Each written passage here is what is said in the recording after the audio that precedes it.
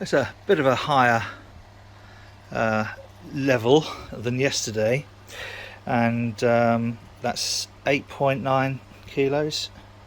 There's some more over there, but I'm going to keep you know, strain specific, variety specific, so this might take slightly more. That's just what's dripped out as I'm loading it, look.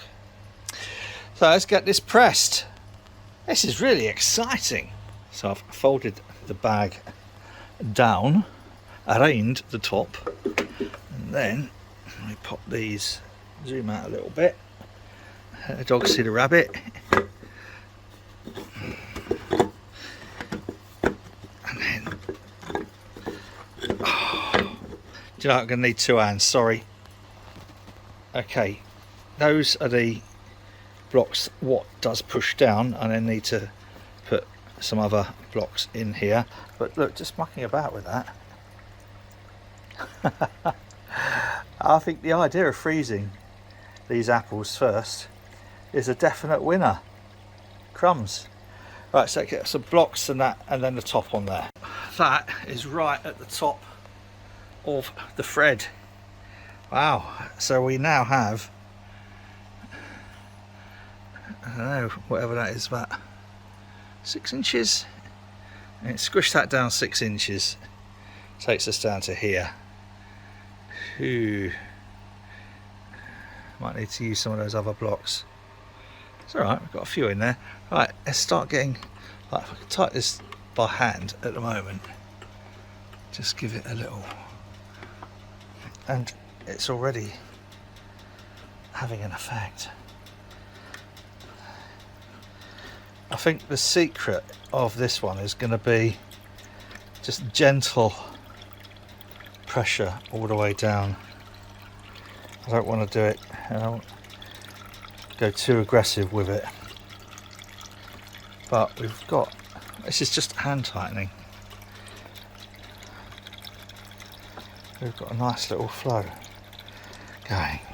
Yes. Right. Back in a bit then. So far, out of this 8.9 kilos, we've got 6.32. The 70% ratio should give us 6.23. So 6.32 is better, isn't it? What I'm going to do now, oh, it's that time. Get it measured.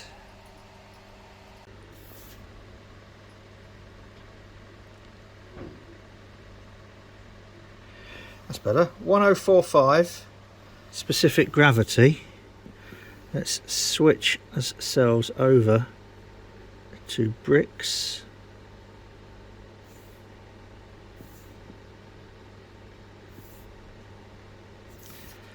And we're getting a bricks of 11.2.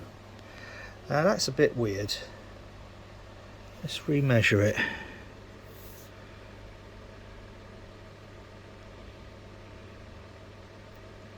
Yep, still 11.2.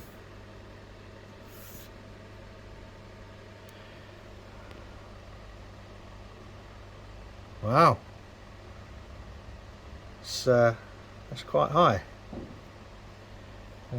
Squish another little bit through, because I took this out of the final runnings, so I really should have perhaps taken it from the first sample, but let's see where we go.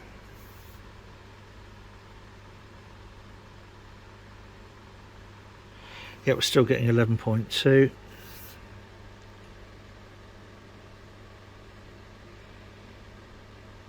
Yeah, good. Let's try specific gravity again.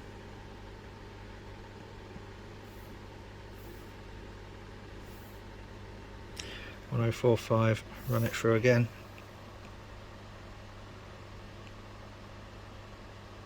Yeah, 1045. So that is going to give us about 5.9 if that ferments down to 1000. It's going to be just under 6%. Whoa, So another strong cider. I'm going to clean that out now. I have bought the apples from over there, over here. And I think what I'm going to do is pop all this out, open the bag and put those on top of the squished down ones, which are, as you can see, squished down quite a lot from wherever it was, about here. Well squished down. There's the odd drip coming out of there, but because there's not that many of those, 5.9, I'm expecting to get, what did I say, from 5.9, 6, 4.4 ish, I think, out of these. 4.2, 4.4. So I'm going to disassemble it all, choop, choop, choop, choop, choop, and pop these in the bag. I think part of the secret to this is packing the apples as you put them in quite tightly together. What I noticed with some of the ones from yesterday was they had not squished absolutely flat, and that's because I think there were gaps that they were just moulding themselves into. In the fullness of time, I think if I'm going to carry on using the freezing method of breaking down the molecular structure in order to juice them rather than scratching them, I think a hydraulic is going to be the answer. I can still use this, possibly even the base, I don't know, maybe not the base, but then just with a bottle jack to push it down. A big 20 ton, 30 ton odd bottle jack should do that. So let's get it all reassembled and start squishing again. And as before, without putting any pressure on, already dripping. So the level is here. Let's get squishing. What a beautiful colour. That is such a stunning colour. Right, take from mid. What, he pulled that out, this. So let's get a reading. 1048. A bit more through just to make sure. 1048. Let's get an idea of the sugar content. Brix, 11.9 degree Brix. So we're getting some different sugar content from these different varieties. I won't say breeds or strains, varieties of apples. So 11.9. I don't know what that actually means. I always thought that was 11.9% sugar, but I might be wrong. I'm going to go and look it up. But I'm going to knock this back now to specific gravity at the current temperature. 1048. Still at 1048, which is, again, you know, 6%. If this does ferment right down to 1000 or less, that's a strong old cider. And the juice tastes amazing. So it looks brilliant and tastes amazing. Whoa. Oh, this is quite strange. Nearly 5 litres from that lot there. Anyway, I'm not complaining in the slightest, but what a beautiful colour. So emboldened by the success of this, which I think it's true to say pretty successful. We've got a big lot of apples here now, ready for tomorrow. This is 11.3 kilos, I think, and I've got them out now. It's now 20 past 9. That's Nate, and I think they should be defrosted gradually overnight. I think probably give them 14-15 hours and then press them tomorrow. Right, what a result. 12 hours later and these have defrosted, and you'll immediately notice the change in colour, and that's where they've shrunk a bit, obviously, and then oxidized the outside of the skins. That's quite normal and acceptable. I've cleaned all this down and star sand it with star sand. Difficult to star sand it with anything other than star sand. And now I'm going to reassemble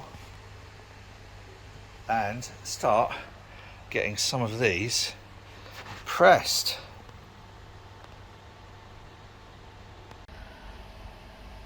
Somewhat astonishingly, 13.5 hours, 14 hours after putting these out, there's still ice. Still ice. What remarkable thermal properties have these apples got? Look. So perhaps we should all start insulating our homes with the remains of the apples. Talking of which, these are the ones from yesterday, from last night, what I've put in here to dry out and crisp up. And the thing is, as you'll see, this is why I think we need to go hydraulic, because there's still quite a lot in there. And we would have got rid of that with a hydraulic press. I think we'll still use the baskety bit, but then get a bottle jack on a frame to squish it down. And these, after being in the oven for a while, drying out, see, look at how, see, that would have had a lot in there. That's only half pressed really, but it's quite pretty though, isn't it? Almost art. So someone told me these make good dog treats. Oops. Nothing gets wasted here, boys and girls. Nothing. Supposedly good doggy treats. Ooh. Oh. Oh.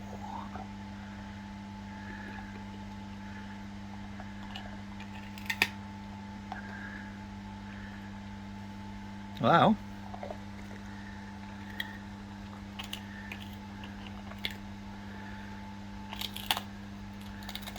What's it like? Is it good?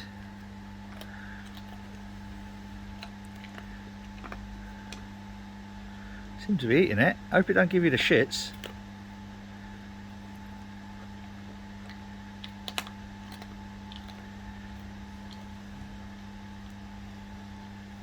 Oh, we'll call that a winner then, shall we, Marley? I think that's about as full as I filled it. It's almost up to brim.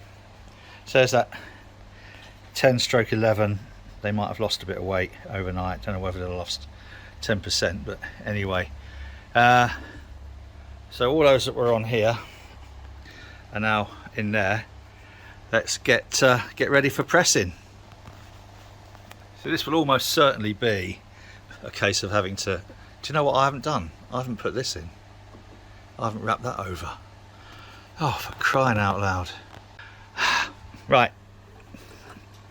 This is definitely going to be one where I'll have to loosen this up and add more blocks as it goes down. So just start gently, and this is only hand tight now, just starting to squish it down. And we have some drippage. Yes, let's get squishing. Oh, that didn't take long. So extra blocks added. That's an extra, what, about 4 inches, 3.5, 4 inches, and good so far. A beautiful colour. Again, different from the others. More golden rather than well, the last one was red, definitely very red. How beautiful. Now from, if we're going to call it about 10.5 litres, 10.5 kilos, we should get 7, maybe 7.5 litres. We've got 5 there, probably 1 there, 1 there. We're not going to be, well, not 1 there, a quarter there. We're not going to be far off, I don't think. So as a decent yardstick, I think that 70% extraction rate is going to be pretty accurate ballpark wise. So we'll be able to plan on the weight of apples, the final volume of cider. I think, oh, I'm actually sure, there's no doubt in my mind, moving from a screw thread to hydraulic, just by using a bottle jack, will be far more efficient in terms of extraction. There's still an awful lot in that, in the bits. Let's have a look at the bits. Yeah, it's still, you see, it's real spongy still. There's probably quite a lot that oh crumbs, look at this. See, there's almost certainly more could be extracted from that. So naturally enough, I'm wondering whether that could be modified in some way. Basket here, I don't know. It's interesting, isn't it? This is what I use for punching holes in coins and things. Might come back to that later, boys and girls. I think we might have a bit of a solution there. To modify the bottom, perhaps turn these around, put a plate on the bottom. Yeah. Alright.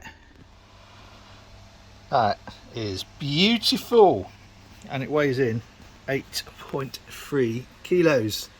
So if we say 10, 15 for the bottles, I say that's 8 litres.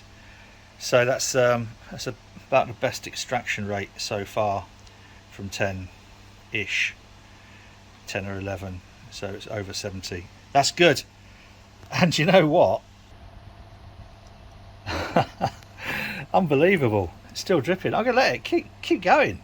Yeah, another 20 minutes, half hour, something like that. This is as tight as it'll go. And another reason for exploring the hydraulic option is it's really played havoc with my arthritis. Even just kind of like trying to grip this, and I think it's because this is, I can't grip any tighter than that, so it's, fingers won't bend enough. So yes, anyway, you don't want to hear about my disabilities. You want to know what I'm going to do next with this. After this is finished dripping, I'm going to shake that bag up, because at the moment they're all squished together. So I'm going to shake the bag up, mix them around a little bit, and press again. I'll wait for my fingers to recover a little bit first though. But wow, still going. Something I forgot to include in the video in the first pressing was that whenever there's airspace in the top of one of those bottles like here, is I will purge it with CO2. I just took the ball lock off the end, and then just squirt a little bit of CO2 in here. CO2 is heavier than air, so it just sits on the top, and it just stops any potential oxidizationing. This, in this fermentation bucket, is what I've just emptied out of the press, and as you can see, there's still a lot of fibre in there, which is holding moisture. And some of these really just haven't been, oops, sorry, get in focus, haven't really been fully pressed. That should be pancake-like. So I'm going to free these all up and pop them back in the press. See, look at that. Nowhere near fully pressed, that. So let's get those back in there. Okay, I've built it up again. Quick note to the people who sell these presses: when it arrives, it gets those two semicircular bits, those two and that. Everything else in here is what I've cut to put in here, and that is absolutely ridiculous. The people who sell these must know you're going to need more blocks. If they don't, they shouldn't be selling them.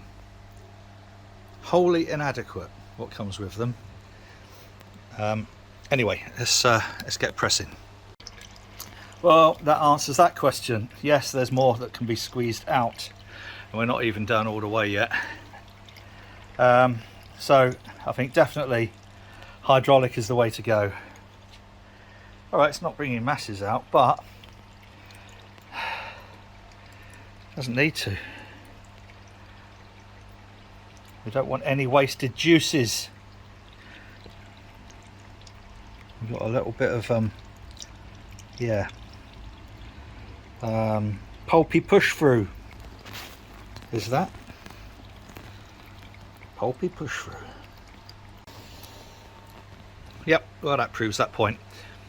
I could squeeze this down further, but I think my fingers are about to break. It's just not a good arthritis day. So yeah, but it does, I think, you know, a hydraulic jack will be a lot easier. Shouldn't really have pushed my luck there, but yeah, still got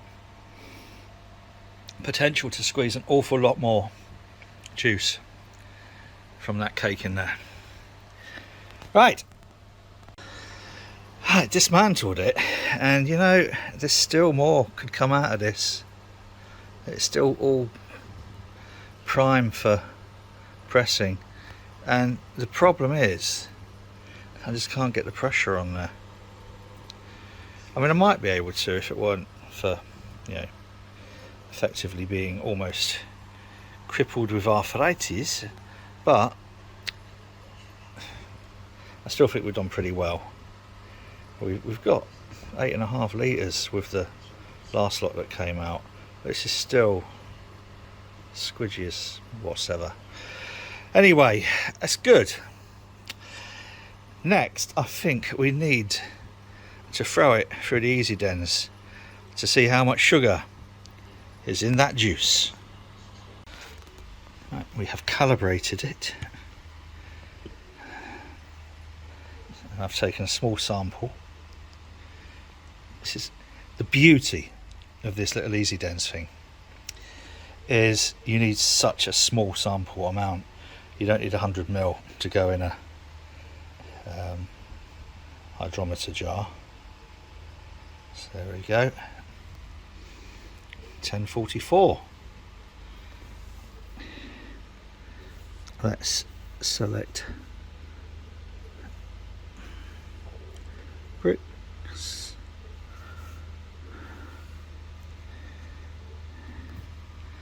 .7 degrees brick, so nearly 11% sugar content, or solid content, but sugar content. There are other factors, I think, which affect that, but I think that that's all right.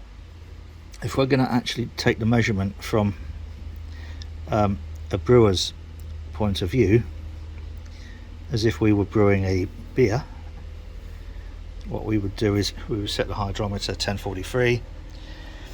I've got a calculator. That's still going to come out.